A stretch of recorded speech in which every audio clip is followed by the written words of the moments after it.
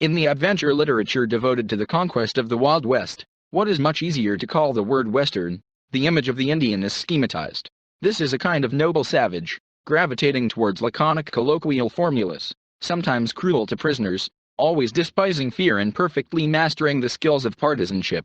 On the warpath, such an Indian is resolute and brave, inexhaustible in military tricks, prefers an individual duel to complex positional warfare. But how then were such iron men defeated by pathetic pale-faced conquerors? The answer is simple. A little tactics and a lot of strategy. No Native American was prepared for a protracted war spanning several centuries. It is difficult to separately list the military tricks of Native Americans, since they, in fact, were part or derivative of Indian tactics, which was entirely based on the way of life, beliefs of the tribes. And here even acquaintance with the European system of warfare did not help. The Indians remained hopelessly archaic in this matter. Indian tribes may have numbered in the thousands, but at the same time they lived in small scattered groups, since their way of life did not allow them to feed large masses of the people. Hence the complete impossibility of normal consolidation in the conduct of war by small mobile groups. What is good in a local campaign, but does not work at all when you need to radically turn the tide? The Indians could assemble relatively large detachments, but these detachments are difficult to perceive as a monolithic combat unit. The fact is that the Indians went to war not for the sake of victory, not for the sake of solving some tactical or strategic task.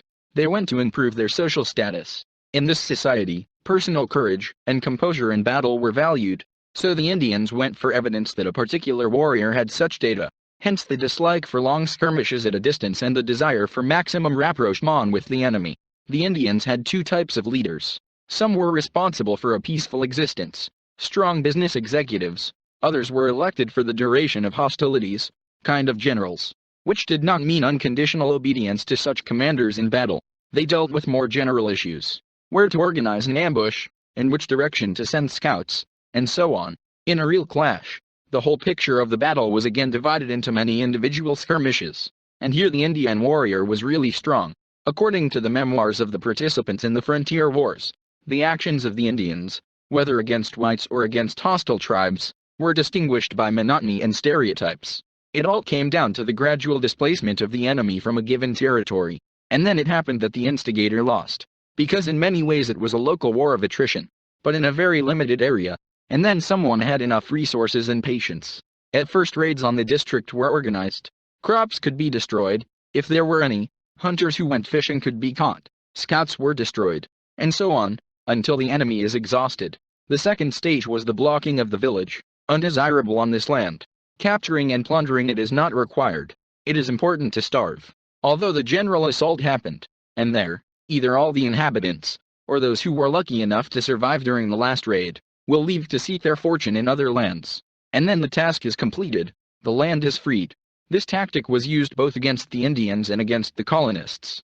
There is a known case when, after the murder of 24 farmers who went out to plow the land, almost an entire region was cleared of pale-faces. What can we say about the neighboring tribes, whose economy was completely primitive and was much more dependent on many external factors? However, there were other tactics favored by the Indians. For example, ambushes on forest paths, sudden hand-to-hand combat until the enemy managed to organize resistance, and there is either a victory or a quick retreat. A disoriented enemy is unable to organize a pursuit, so it is possible to withdraw, regroup, and arrange a new ambush, and so on until the complete destruction of the enemy. The advantage of tactics is that large detachments are not required for a successful war. Enough small groups for mobility. The Indians fought against people who had firearms in abundance. The Indians themselves constantly experienced a shortage of both weapons and ammunition for it. They needed to make up for it somehow. Another argument in favor of melee.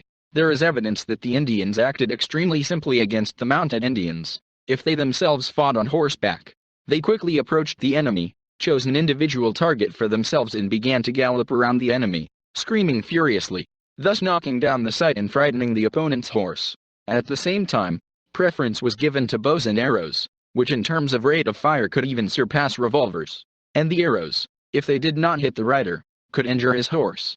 That did not add to her manageability and humility. Another favorite tactic was the feigned retreat, and in this way, many battles were won against regular troops. Some of the soldiers, having attacked, pretended to retreat in panic. The enemy bought into this trick and began the pursuit, which violated the previous system. and then it went on as written, or an ambush in the path of the pursuers, or the coverage of unprotected flanks. On the side of the Indians was the knowledge of the area, the ability to merge with it at the right time.